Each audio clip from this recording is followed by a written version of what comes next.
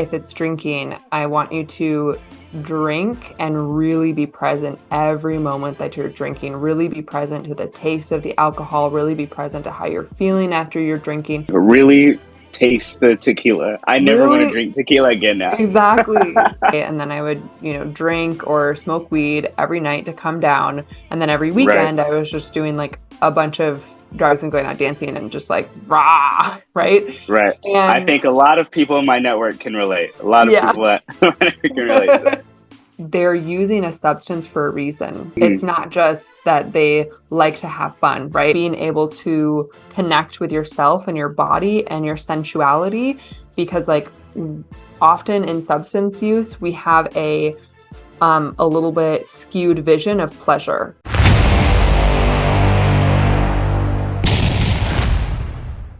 Yo, what up, guys? Welcome back to the show.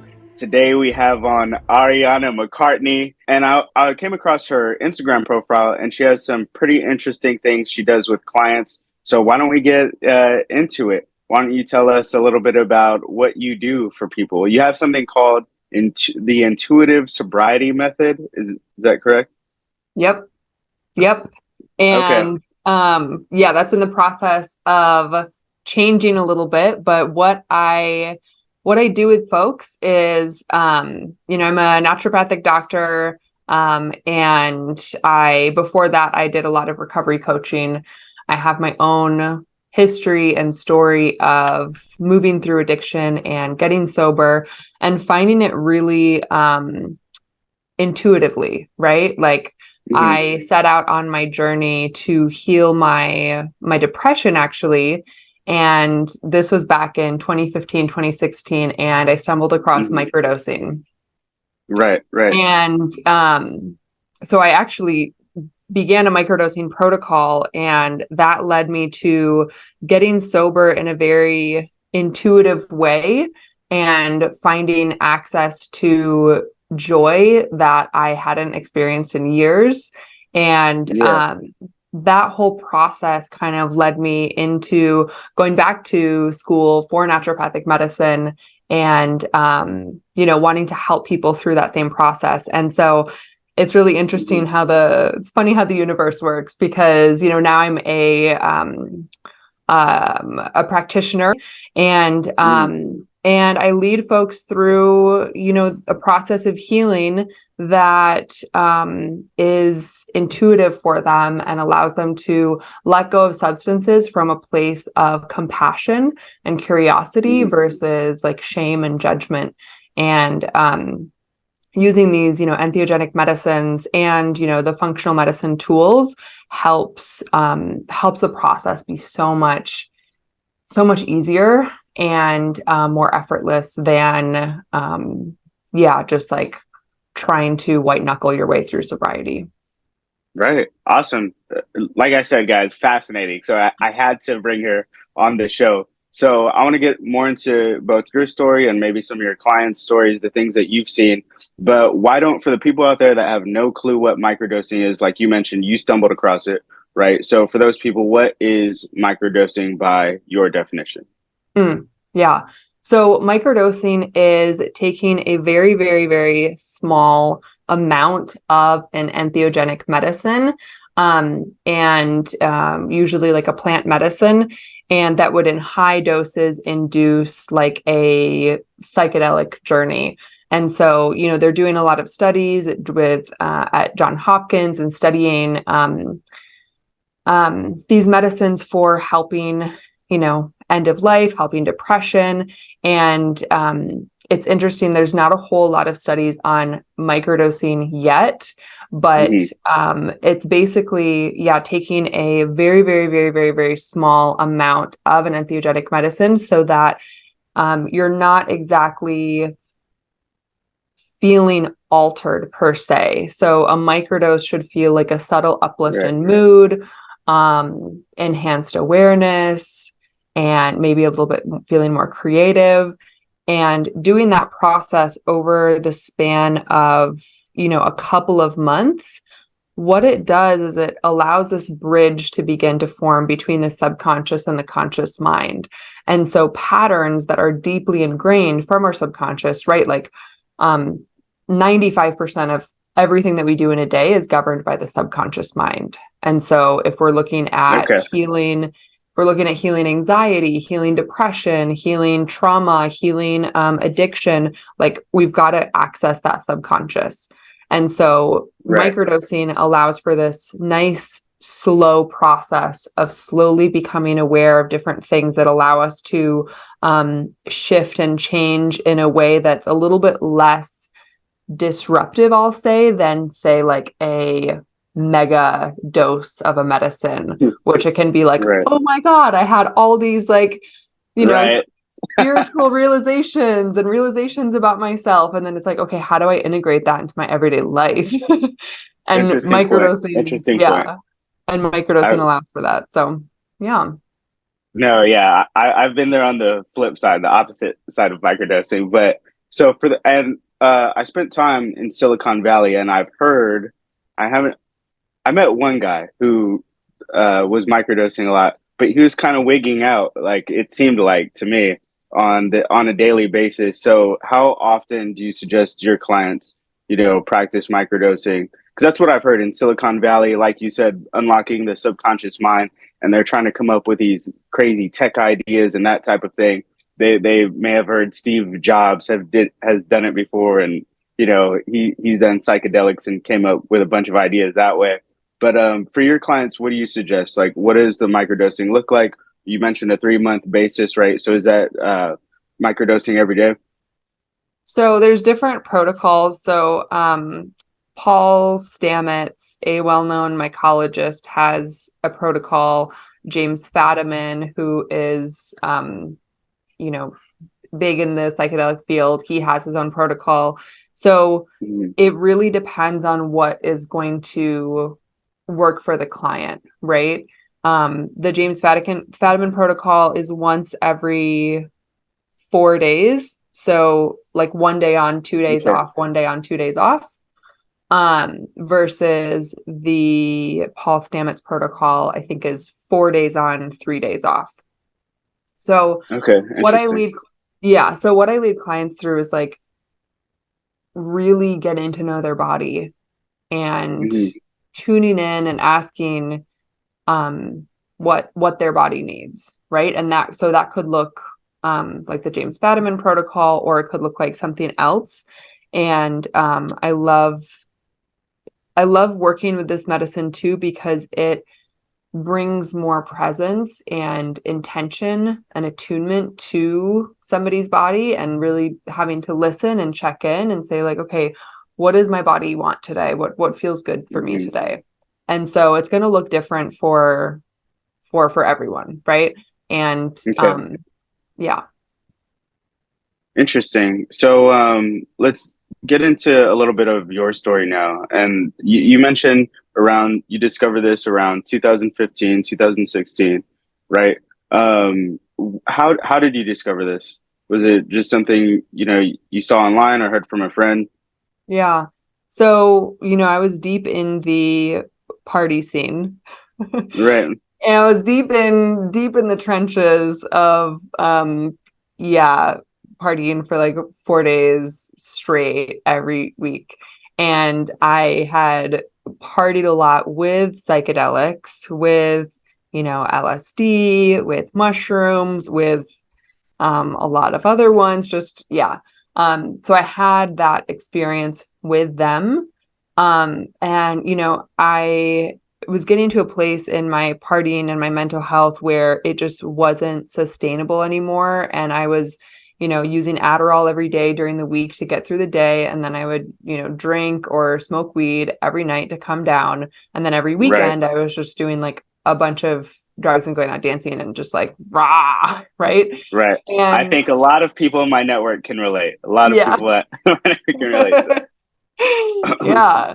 And it got to a point though where it was like I just felt so numb and so lost, and I reached a point of like deep depression, and honestly was having suicidal thoughts because nothing felt worth it anymore, right? So, my friend had mentioned microdosing, and that's when I got kind of curious about it and went on this deep dive on Reddit of all places, and found these threads of people who were using it to help with their depression. And Reddit has all the answers. It usually Reddit has does. all the answers. And like I was, I was already partying with these substances. I was like, what do I have to lose by starting this journey? Like, I literally don't have anything to lose. And the first day I microdosed, so I was in such a deep depression where, I was living in a house with other people, and every day before work, I would just like quickly make my breakfast and eat it alone in my car on the way to work, because the thought of social interaction without any substances was so, like, I was just isolated. Yeah, it was just really scary for me. And Wow. and the first day I microdosed, I made my breakfast and I sat down with my housemates and I chatted with them. And it was just this subtle shift of like, whoa, that has not happened in months. And then on my way to work, I was noticing the color of the trees, just these little tiny pings of awareness that were like, oh, I usually am just feeling really, in my head and stuck thinking about the traffic, and right. And I'm like noticing these other things. And then I get to work and I'm having this awareness of like, wow, I have 20 tabs open. This is not helping my productivity. And, I had been using Adderall, right? I had ADHD. And what I noticed with the microdosing is I had this focus that I hadn't been able to access before. And it was this nice energy throughout the day that wasn't like this up, down crash that I was having with Adderall. And so that was my first day. And I was just kind of recording, oh, these are the things I'm aware of, right? And I was like, wow, this is such a shift.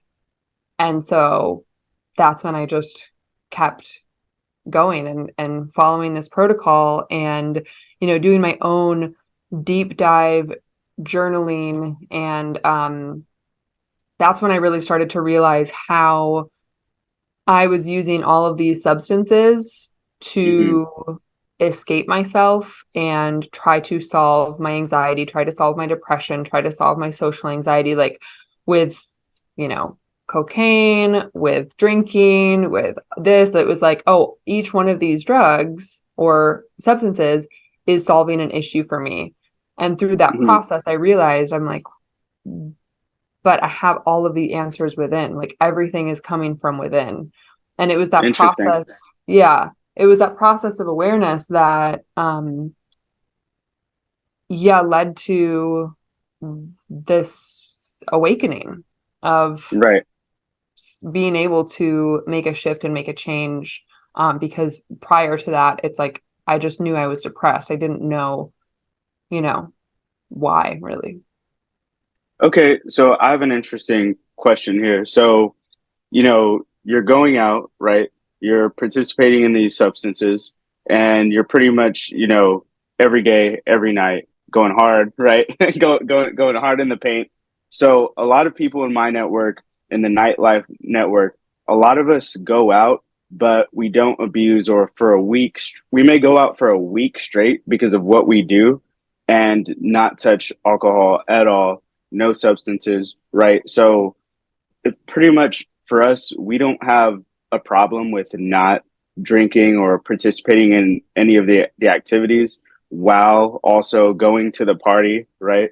Or having fun. So for you, did you find yourself, still going out and partying, but not partaking? Or did you kind of change your friends and your social scene? What was that experience for you? Yeah. So for me, I so I was living in Toronto when I kind of hit bottom and started to heal through the microdosing journey. And after that I moved to New York, and was still kind of found myself in the same circles of partying. And so for me, I ended up actually moving back home with my parents, and that's Nice. what really helped me kind of separate and break the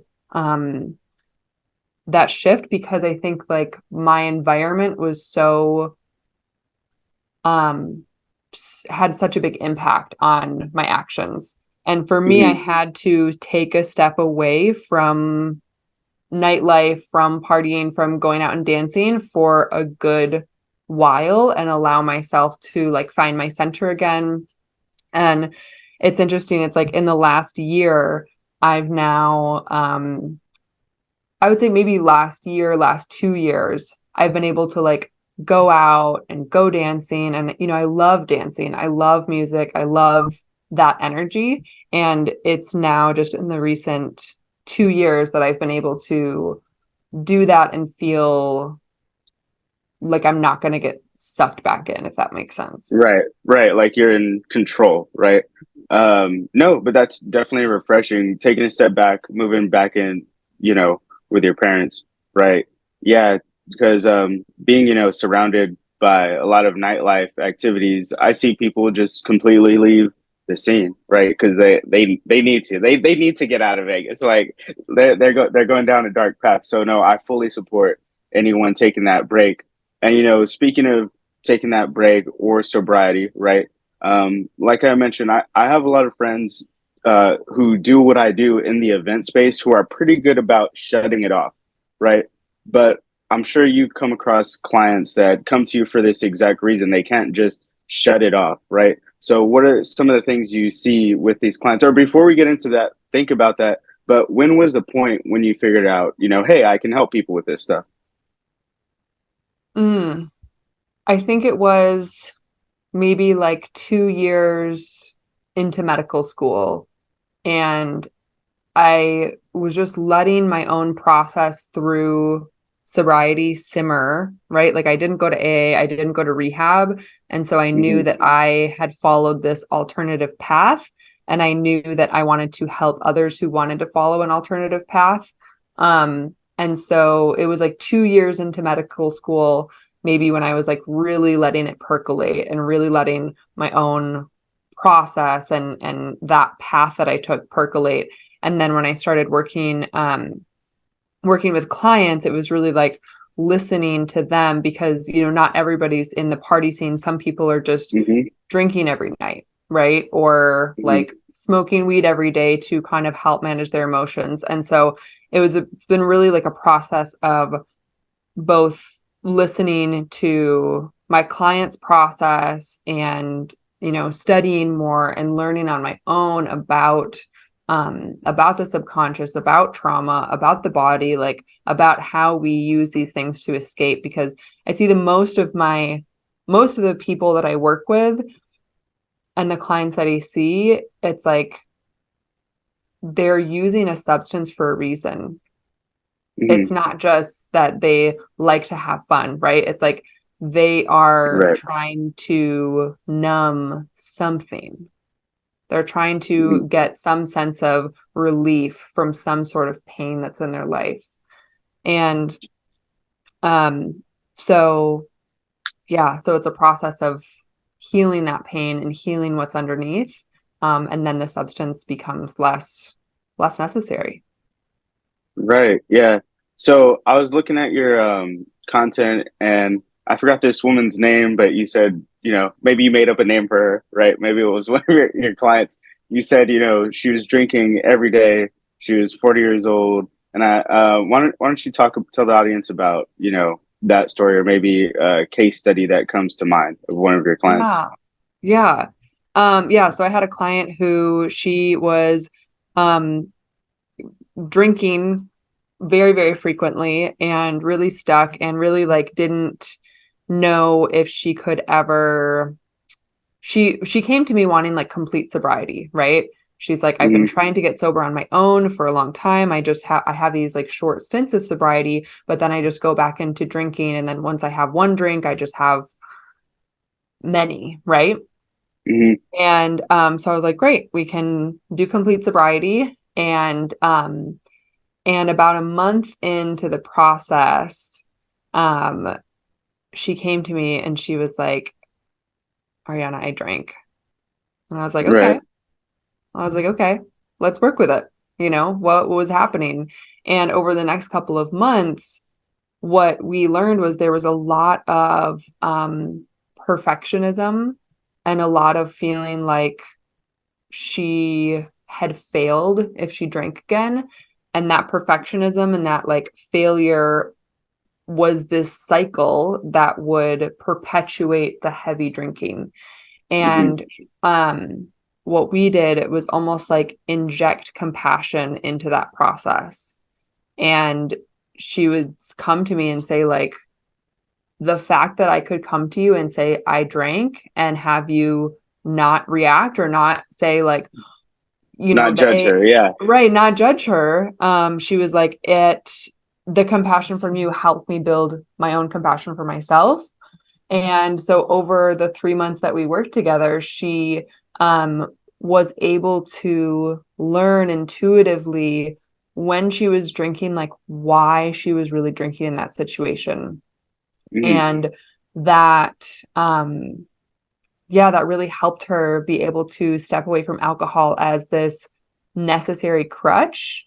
And now she's able to have a drink or two when she wants and not feel this dependence. And she was like, I never knew in my life that that was possible because she was so stuck on like either Right. complete sobriety or I'm just, binge drinking basically. And yeah, so that was a really beautiful success story where, and it's like I didn't know that that Yeah. was a process. I was like fully ready to help her be completely sober, right? And Yeah. Yeah. and letting the client lead intuitively is really just beautiful because then it gets them to a place where it actually feels good for them versus me telling them or somebody else telling them like this is the way that you need to live your life in order to be happy, in order to have a successful recovery. Right. Interesting. So I have a lot of cannabis folks in my network, right? And like they're fully in the scene. They have cannabis businesses, right? And everyone's always saying, why is alcohol legal everywhere? I personally think alcohol is extremely dangerous, but I also think cannabis can slow you down with a lot of things you're trying to do in life. So do you have any stories about cannabis on that side? And my cannabis advocates are going to hate me for this, but it's not always productive, right? Like let's Yeah, just be honest. yeah, I'm a realist here. yeah. But do you have any, cannabis stories with your clients? I do actually. So, someone came to me, she had been in recovery for, I think it was like 6 years and was using cannabis still daily to just, help with her emotions. And she really likes cannabis. But she was like, I'm noticing this dependency on it. And I'm noticing that I just feel kind of stuck in life and that I'm not, she had recently had a daughter and she was like, her partner had a daughter and she was like, I'm just feeling stuck and I want to be better for my family. But this just feels like something that I'm like locked into. Right. Right. Um, and this is a client we actually did a microdosing protocol with. And she, um, yeah, in the span of 3 months, was able to intuitively let go of cannabis. And, about a month in, we had her date of like when she wanted to be completely sober from it. Um, Right. and so we had that date and like leading up to it, she was like, I don't even feel like I'm going to be missing anything when I let go of this Hmm. because we had given her this process of finding joy and healing some of those just like leftover wounds, I'll say, that, were the reason why she was drinking heavily in the past in the first place. And Hmm. the process of bringing microdosing on board um, helps so much in bringing compassion to these past parts one of the modalities that I use with clients is IFS, internal family systems. So, we have a part of us that is wanting the weed, and then we have a part of us that's not wanting the weed, and then we have a part of us that feels ashamed or guilty when we do smoke, when we didn't want to, and the part that like wakes up the next day and is, tired and not motivated. And this whole kind of like process of parts is really there to protect some often younger, more vulnerable part with maybe some more intense emotions. And so it's like the part that wants weed, when this part gets triggered, the part that's younger and a little bit more vulnerable, when that part gets triggered, the part that wants weed is going to come in and be like, oh, okay, let's smoke because let's protect the system from feeling this upheaval. Right. Does that make sense? Yeah. And so we go back and we heal and we bring awareness to these different parts, and it allows us to be self-led instead of like at the whims of our addictive part or at the whims of like these other parts. Right. And let me see. I'm sorry. This thing gave me a 10-minute warning here. No, so that makes sense, right? And what did you call that again? The internal family systems. Internal family systems. No, that's an interesting concept there. Mm-hmm. And you mentioned that you were at the beginning of this podcast. You mentioned you were now a part of some other type of organization. Yes, yeah. So I am a Okay. microdose practitioner, and so I do microdose consultations and get people connected to a blend that's going to work for them, and then I do the integration and the therapeutic process through that. Nice. And did you just become a part of that very recently? Yes. Nice. Well, congratulations. Thank you. So I want to ask you this, right? Because you may have a lot of people. I don't know how people find you right now, but people may come across your page and like not have any clue what you do. They've never seen this before, or they see the mushroom on your profile and they're like, she just wants me to take shrooms like all the time, like going super hardcore, right? So what are some of the misconceptions that people have about what you actually do?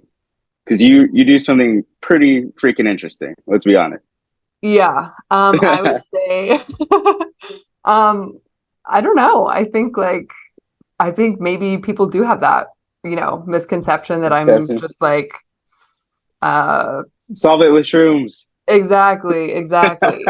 And it's like, really, it's like in that integration process. And I would say, what I'm doing is much more on like the therapeutic side, the integration side, and the functional medicine side of like supporting the body through it than on the medicine side, if that makes sense. No, that makes a lot of sense. Yeah. So is there anything that comes to mind, is there anything else that comes to mind when you think about, the kind of the changes that you've seen with your clients, or the I guess revelations that they're having? Actually, I have a good question for you, because you mentioned you learned a bit from, that one client that was drinking very frequently, right? What's, another revelation that you had from your clients are learning a lot from you, right? What have you learned from, let's say, your clients? Such a good question. I feel like they're teaching me constantly, and I'm constantly humbled by their process. So something that I've learned from my clients is, sobriety and recovery is going to look different for everyone, and everybody's going to have their unique reason of why they are using and why they're stuck in that process. And something else that's recently coming up and coming through is the link between hormones. And it's like for women and people who menstruate, our cravings are going to look so different from a man. And most Interesting. recovery programs like AA was developed by a man. And we go through, we No, have I didn't think of that at all. That's interesting.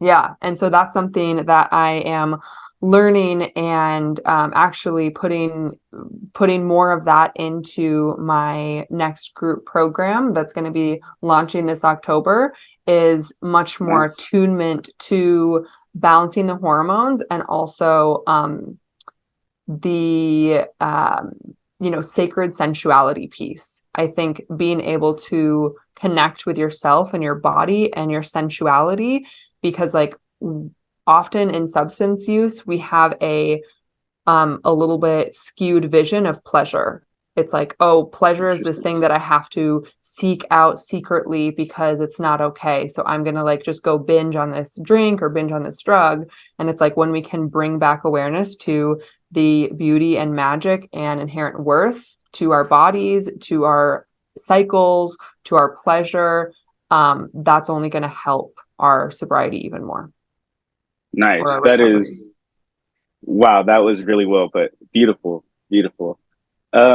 Okay, so last question here, or, really, an opportunity for you to talk to the people out there. But if someone's, struggling with sobriety, or they're just on the cusp of thinking about it, and they may be hearing this right now, right? What is your advice to them? They're struggling, or they're just, getting that little idea in the back of their head that they really should start trying to go sober, right? What would Mhm. you say to them right now? I would say the first thing is to bring more mindfulness and awareness to your use.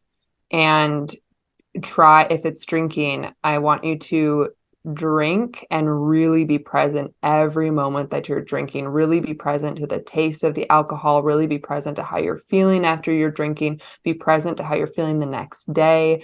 If you're smoking, be really present to what's happening right before you want to smoke, what's happening right as you smoke, what's happening as you feel the high, what's happening as the high diminishes. Becoming really aware and mindful of that process, because it's going to help tune you in to your triggers and maybe the deeper reasons of why you're stuck in it. Interesting, interesting. Really taste the tequila. I never want to Really, drink tequila again now. exactly.